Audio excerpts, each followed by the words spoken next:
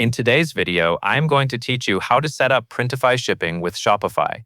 We are going to do everything from inside your Shopify admin, and the goal is simple. Make sure the shipping setup created by Printify is actually present in your store, and that your settings do not trigger avoidable weight errors at checkout. Start by logging into Shopify and going to the Settings area.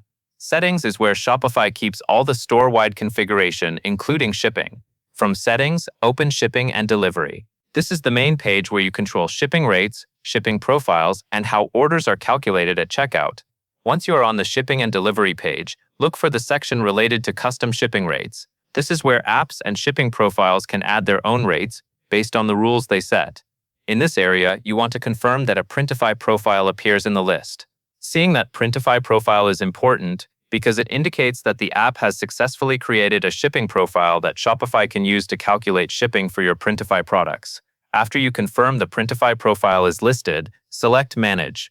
Manage is where you can view the shipping zones tied to that profile and see the specific rates that apply in each zone. If you need to adjust anything, this is also where edits are made. Take your time here and review each zone that you sell to, because each zone can have different shipping options and prices. When you are checking rates, focus on whether they match what you expect customers to see at checkout.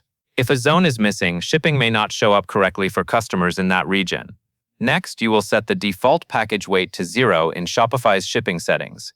This helps prevent weight-based errors that can happen when Shopify tries to apply a default package weight in cases where the product weight is not being passed or calculated as expected.